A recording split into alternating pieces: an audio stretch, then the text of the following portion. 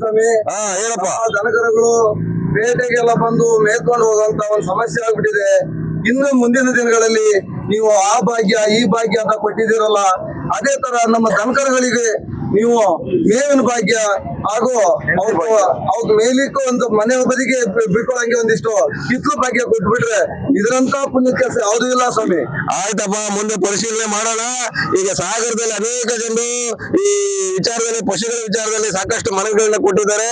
ನಮ್ಮ personal secretary ಇಟ್ಕೊಂಡಿದ್ದಾರೆ. ನನಗೆ ಅದರಲ್ಲಿ ಬಹಳ ಮಹತ್ತರವಾದ ಒಂದು ಪಶು ವೈದ್ಯರ ಕೊರತೆ ರಾಜ್ಯಾದ್ಯಂತ ಇದೆ ಅಂತಕ್ಕಂಥದ್ದು ಗಮನಕ್ಕೆ ತಂದಿದ್ದಾರೆ. ನಾನು ಇವತ್ತು ಪಶು ವೈದ್ಯರ ವಿಚಾರದಲ್ಲಿ ಸಂಬಂಧಪಟ್ಟವ್ರ ಜೊತೆಗೆ ಚರ್ಚೆ ಮಾಡಿ ಮುಂದಿನ ರಾಜ್ಯದ ಪಶುಗಳಿಗೆ ಯಾವುದೇ ಸಮಸ್ಯೆ ಆಗದೆ ಇರೋ ರೀತಿಯಲ್ಲಿ ಇವತ್ತು ಪಶು ವೈದ್ಯರ ಕೊರತೆಯನ್ನು ನೀಗಿಸ್ತಕ್ಕಂಥ ಕೆಲಸವನ್ನ ನಮ್ಮ ಸರ್ಕಾರ ಮಾಡ್ತದೆ ಅಂತ ಹೇಳಿ ಭರವಸೆಯನ್ನು ಕೊಡ್ಲಿಕ್ಕೆ ಬಯಸ್ತೀನಿ ಬಂಧುಗಳೇ. ಆದ್ರೆ ಹೆಲಿಕಾಪ್ಟರ್ ಬಂದಿದ್ರೆ ಮಾತ್ರ ಸಾರ್ವಜನಿಕರಿಗೆ ಗೊತ್ತಾಗ್ತಿತ್ತು. ಇವತ್ತು ಜನ ಬಿಡ್ಲಿಲ್ಲ, ನನ್ನ ಕುರಿ ಹೊಡ್ಕೊಂಡು ಮೇಷ್ಕೆ ಬಾ ಅಂತ ಹೇಳಿದ್ದಾರೆ. ಹಾಗಾಗಿ ರಸ್ತೆ ಮೇಲೆ ಬಂದ್ಬಿಟ್ಟೆ. ಈ ಜನರಿಗೆ ಯಾರಿಗೂ ಸಿದ್ದರಾಮಯ್ಯನವ್ರು ಬಂದಿರೋದು ಗೊತ್ತಿಲ್ಲ, ಏನೇಳಿ ಮಾನ್ಯ ಮುಖ್ಯಮಂತ್ರಿಗಳು ಬಂದಿರೋದು ಯಾರಿಗೂ ಗೊತ್ತಿಲ್ಲ. ಗೋಪಾಲ್ ಕೃಷ್ಣ ಹೆಂಗ ಗೊತ್ತಾಗ್ಬಿಟ್ಟಿದೆ, ಬಂದ್ಬಿಟ್ಟವ್ನೆ. ಸರ್ ಇದೊಂದು ಅವಕಾಶ ಮಾಡಿ ಕೊಡ್ಲೇಬೇಕು ಸರ್. ಆ ಸಿರುವ ದಿನೇಶ್ ಭಾರಿ ಕಾಟ ಕೊಡ್ತಾನೆ ಸರ್ ನಮ್ಗೆ. ಇಲ್ಲ ಅವರೇ ಎಲ್ಲ ಹೋರಾಟಗಾರರು. ರೈತ ಹೋರಾಟ ಅಂತಂದ್ರೆ ಯಾವ ಪಕ್ಷ ಪಾರ್ಟಿ ಇರೋದಿಲ್ಲ ಅದಕ್ಕೆ. ಅವರು ನಾನು ಒಂದು ಕಾಲದಲ್ಲಿ ರೈತ ಸಂಘದಲ್ಲಿದ್ದೆ ಕಣಯ್ಯ. ನಾನು ಮೈಸೂರು ಜಿಲ್ಲೆಯ ರೈತ ಸಂಘದ ಜಿಲ್ಲಾ ಕಾರ್ಯದರ್ಶಿಯಾಗಿ ಕೆಲಸ ಮಾಡಿದ್ದೀನಿ. ನಮ್ಮ ಗುರುಗಳು ಪ್ರೊಫೆಸರ್ ನಂಜನಸ್ವಾಮಿ ಅವರು. ಹಾಗಾಗಿ ರೈತರ ಪರವಾಗಿ ಅನೇಕ ಕಾರ್ಯಕ್ರಮಗಳನ್ನ ಕೊಟ್ಟಿರ್ತಕ್ಕಂಥ ಏನಾದ್ರು ಹೆಗ್ಗಳಿಕೆ ಇದ್ರೆ ಅದು ಸಿದ್ದರಾಮಯ್ಯ ಸರ್ಕಾರ. ಏನೇಳಿ ಸಿದ್ದರಾಮಯ್ಯ ಸರ್ಕಾರ. ಹಾಗಾಗಿ ಈಗಲೂ ಕೂಡ ನಿಮ್ಮನ್ನ ನಾವು ಕೈ ಬಿಡೋದಿಲ್ಲ.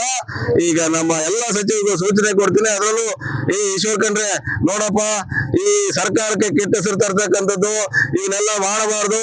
ಇಲ್ಲ ಅಂದ್ರೆ ಇನ್ನು ಖಾತೆ ಬದಲಾವಣೆ ಮಾಡ್ಬೇಕಾಗ್ತದೆ. ಇದನ್ನ ನೀನು ಈ ಕೂಡಲೇ ರದ್ದು ಮಾಡಬೇಕು ಅಂತ ಹೇಳಿ ನಾನು ಈ ನಿಮ್ಮಲ್ಲೆಲ್ಲರೂ ನಮ್ಮ ಸಚಿವ ಸಂಪುಟದ ಸಹೋದ್ಯೋಗಿಗಳಿಗೆ ಸೂಚನೆಯನ್ನ ಕೊಡ್ತಾ ಇದ್ದೀನಿ. ಇಲ್ಲ ಸರ್, ನಿಮ್ಮ ಆಜ್ಞೆಯನ್ನ ಪಾಲಿಸಿ ಮನೆ ಹೋಗಿ ಮೊದಲು ಅದೇ ಕೆಲಸ ಮಾಡ್ತೀನಿ ಸರ್. ನಮಸ್ಕಾರ.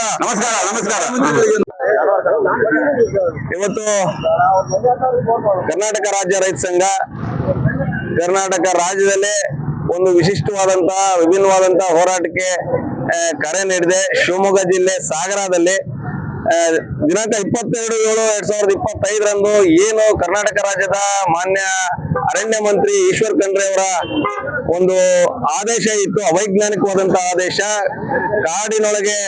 ಕಾಡು ಪ್ರದೇಶದೊಳಗೆ ರೈತರ ಸಾಕು ಪ್ರಾಣಿಗಳನ್ನ ಮೇಯಲಿಕ್ಕೆ ನಿರ್ಬಂಧ ಹೇರಿಯನ್ನು ಆದೇಶ ಹೊರಡಿಸಿದ್ರು. ಆ ವಿಚಾರವನ್ನ ಮತ್ತೆ ಅರಣ್ಯ ಇಲಾಖೆ ರೈತರ ಮೇಲೆ ನಿರಂತರವಾಗಿ ಒಂದಿಲ್ಲ ಒಂದು ನಿರ್ಬಂಧವನ್ನ ಹೇರಿ ಕಿರುಕುಳ ಕೊಡ್ತಕ್ಕಂಥದ್ದು, ಶೋಷಣೆ ಮಾಡ್ತಕ್ಕಂಥದ್ದನ್ನ ವಿರೋಧಿಸಿ ಇವತ್ತು ಒಂದು ಹೋರಾಟಕ್ಕೆ ಕರೆ ಕೊಟ್ಟಿದ್ವಿ. ಈ ಹೋರಾಟದಲ್ಲಿ ನೂರಾರು ಜಾನುವಾರುಗಳು ಇವತ್ತು ಹಳ್ಳಿಯಿಂದ ನಗರ ಪ್ರದೇಶಕ್ಕೆ ಬಂದಿದೆ, ಸಾಗರ ಪಟ್ಟಣ ಪ್ರದೇಶಕ್ಕೆ.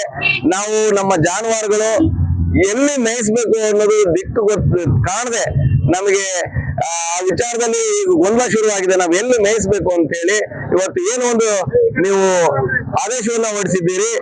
ಜಾನುವಾರುಗಳು ಮೇವಿನ ಕೊರತೆಯಿಂದ ಇನ್ನು ಒಂದು ವರ್ಷದಲ್ಲಿ ಲಕ್ಷಾಂತರ ಜಾನುವಾರುಗಳು ಸಾವಿಗೀಡಾಗ್ತವೆ.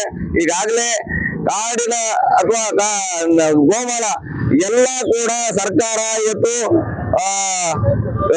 MPMಗೆ ಏನು ಲೀಸ್ಗೆ ಕೊಟ್ಟಿದೆ. ಅನೇಕ ಸಾವಿರಾರು ಹೆಕ್ಟೇರ್ ಪ್ರದೇಶದಲ್ಲಿ ಯಾವುದೇ ಗಿಡಗಳು ಇಲ್ಲ, ಮತ್ತೆ ಕಾಡು ಇಲ್ಲ. ಅಂತದ್ದೆಲ್ಲ ಸರ್ಕಾರ ಲೀಸು ಅಂತವನ್ನ ರದ್ದುಪಡಿಸಿ ವಶಪಡಿಸಿಕೊಂಡು ನೈಸರ್ಗಿಕ ಅರಣ್ಯ ಬೆಳೆಸೋ ನಿಟ್ಟಿನಲ್ಲಿ ಕ್ರಮ ಕೈಗೊಳ್ಳಬೇಕು. ಮತ್ತೆ ಇತ್ತೀಚೆಗೆ ಅರಣ್ಯ ಇಲಾಖೆ ಅಧಿಕಾರಿಗಳ ನೌಕರರು ನಮ್ಮ ರೈತರ ಬೆಳೆ ನಾಶ ಮಾಡ್ತಕ್ಕಂಥದ್ದು, 3 ಎಕರೆ ಹೊರಗಿನ ಅರಣ್ಯ ಭೂಮಿಯನ್ನ ತೆರವು ಮಾಡಲ್ಲ ಅಂತ ಹೇಳಿ 3 ಗುಂಟೆ 2 ಗುಂಟೆ ಬೆಳೆಯನ್ನ ಇವತ್ತು ತೆರವು ಮಾಡೋ ನಾಶ ಮಾಡ್ತಕ್ಕಂಥ ಬೆಳೆ ನಾಶಕ್ಕೆ ಕೈ ಹಾಕಿದ್ದಾರೆ. ನಮ್ಮ ಅನೇಕ ರೈತರ ಮೇಲೆ ಇವತ್ತು ಅರಣ್ಯ ಇಲಾಖೆ ಸಿಬ್ಬಂದಿಗಳಿಂದ ಮಾರಣಾಂತಿಕ ಹಲ್ಲೆಗಳಾಗಿದೆ. ಈ ಎಲ್ಲ ವಿಚಾರಗಳನ್ನ ಇಟ್ಕೊಂಡು ಸರ್ಕಾರವನ್ನ ಎಚ್ಚರಿಸೋ ದಿಕ್ಕಿನಲ್ಲಿ ನಾವು ಇವತ್ತು ಹೋರಾಟಕ್ಕೆ ಬಂದಿದ್ದೀವಿ. ಈಶ್ವರ್ ಖಂಡ್ರೆ ಅವರೇ ತಾಳ್ಮೆ ತಗೊಳ್ಳಿ. ಇವತ್ತು ಮಾನ್ಯ ಈಶ್ವರ್ ಖಂಡ್ರೆ ಅವರಿಗೆ ನಾವು ಮನವಿ ಮುಖಾಂತರ ನಮ್ಮ ಒತ್ತಾಯವನ್ನ ಮಾಡ್ತೇವೆ.